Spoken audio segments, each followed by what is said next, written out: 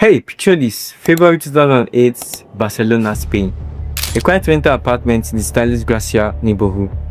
Kind of place a stories book for a free night. Nothing special. A clean lady let herself in that morning, expecting the usual mess. Instead, she freezes. There, on the sofa, a woman lies completely naked.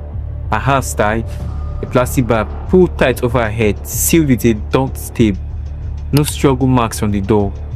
No forced entry, just this airy stage scene that seems one thing at first glance, a sex game gone horribly wrong. But was it? Who was this woman? And more importantly, who wanted her dead so badly? They went to all this trouble to make it look like something it wasn't. I'm about to tell you the story of Anna Páez, a story that starts with friendship and ends with one of the coldest betrayals you ever hear. But trust me, by the time we are done, we're going to be sitting there wondering who you really know. So lean in, because this one gets darker the more we learn. Let's go by a little. Anna Páez was 35 years old, talented fashion designer, creative, ambitious, living her life in Barcelona. She had dreams like anyone. She worked hard. She dressed well. She believed in people. And about 10 years before that February day, she met someone who seemed like perfect mentor. Her name was Maria Angelos Molina, but everyone called her Angie. Angie was older, successful, or at least that is how she came across. She had a nice car, the stories, the confidence. She told people she was a psychologist, a lawyer, even a cancer survivor at one point. She knew how to make you feel special, and Anna, she trusted her. They worked together. Annie became more than a boss. She became a friend, a close friend. Someone Anna looked up to, someone she confided in. Think about that for a second. The person you laugh with, the one you share your problems with, the one who knows your secrets.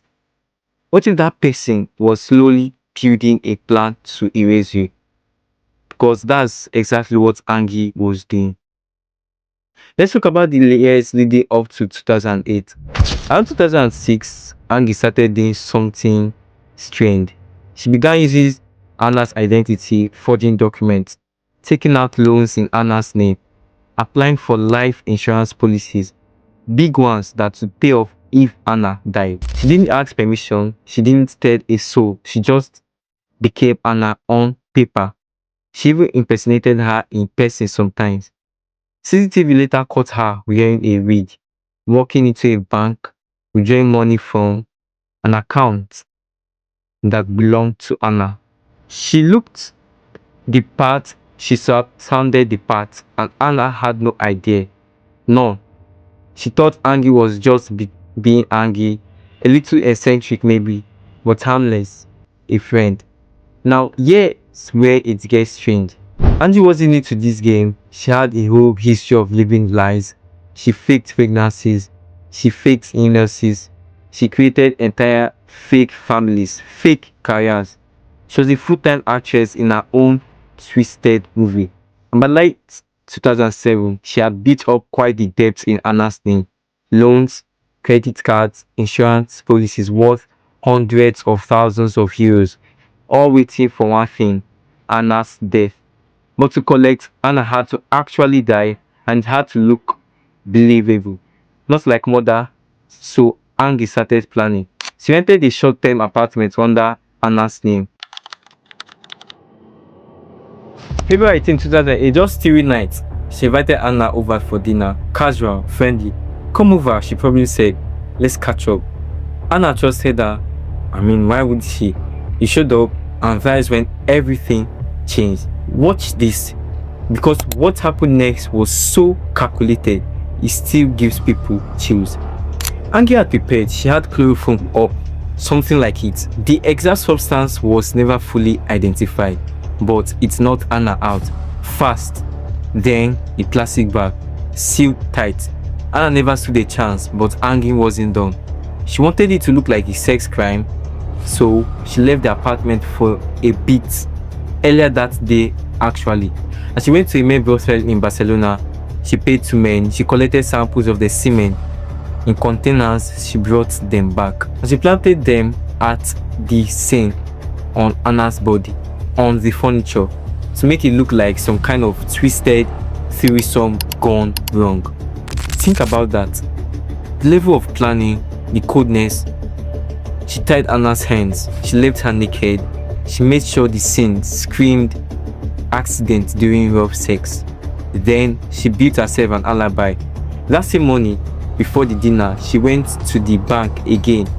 A week on, withdrew 600 euros from Anna's account. CCTV caught it all. After the murder, she got in her purse. She drove to Zaragoza to pick up her father's ashes. He had died the year before. She made sure people saw her. She created a timeline that put her far away when it supposedly happened. She came back to the apartment later. She left the body there and she walked away. The next day, February 19th, the cleaning lady walks in, finds Anna, calls the police. At first, everyone believes it's staging, sexual asphyxiation, a game that went too far. Two different men's DNA, no obvious suspects. Case looks closed almost before it starts, but something did add up. The apartment was rented under Anna's name, but the cleaning lady noticed things: missing clothes, a black ring left behind, boots that didn't seem to belong to Anna. And when police started digging, they found out about the loans, the insurance policies, all in Anna's name, all taken out by someone who wasn't Anna. And that's when the name Maria Angelis Molina started floating out. Angie, the friend, the mentor, the one person Anna trusted completely. This is where it gets really unsettling. Police searched Angie's place behind the toilet tank in the bathroom. They found Anna's passport, her documents hidden like she was keeping them as trophies or insurance. And then they found a sealed bottle of chloroform. Premeditated, no doubt. Angie was brought in for questioning. Her story changed every time. 1 minute she was buying a watch at Air Courts Anglais. Next minute she was stopping for yogurt. She even said the court once with a straight face, "Without yogurt or condensed milk, I am nothing." Cold, detached, like she was talking about the weather. Now let's talk about the investigation. It wasn't quick, it took years. But the evidence piled up: the rental booking, the CCTV, the cement from the brothel, the man who actually owned it testified later, the forged documents, the financial trail that led straight back to Angie. She had been impersonating Anna for almost 2 years, stealing her life piece by piece. And when the death got to be, she decided to cash in. Literally, the court called it premeditated, especially perverse, because she didn't just kill her, she betrayed her. She made her believe they were friends, and then she erased her. In 2012, the Barcelona court sentenced her to 22 years, 18 for the homicide, 4 for the document forgery, later reduced to 18 years total. 18 years for taking a life and stealing an identity. A lot of people thought it wasn't enough, but here is the part that still keeps people up at night.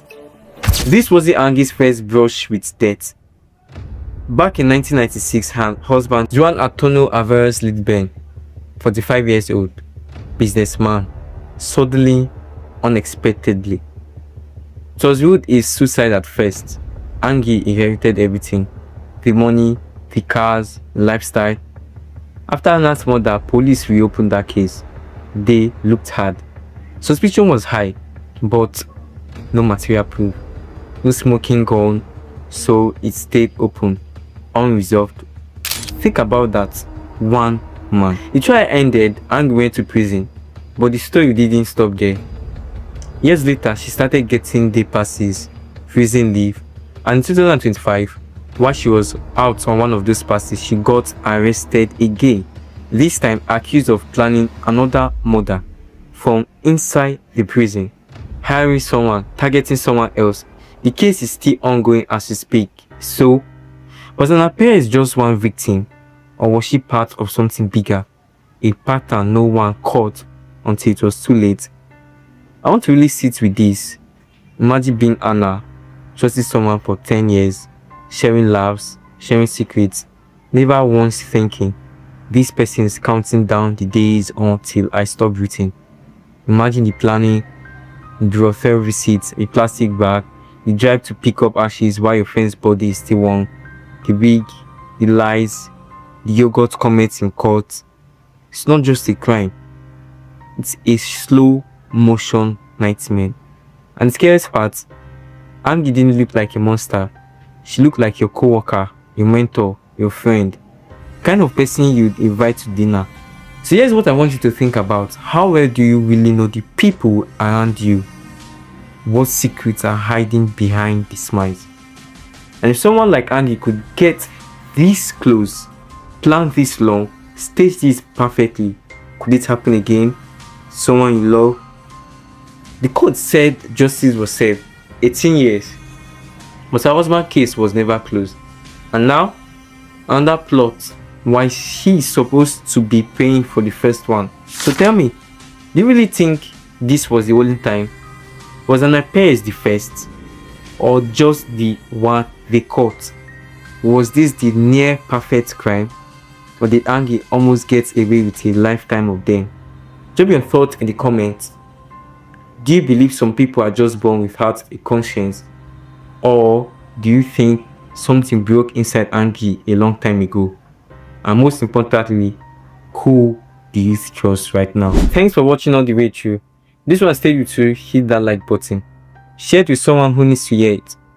And I'll see you in the next one. Stay safe out there. Because sometimes the danger isn't out in the dark. It's sitting across the dinner table, smiling, calling you friend.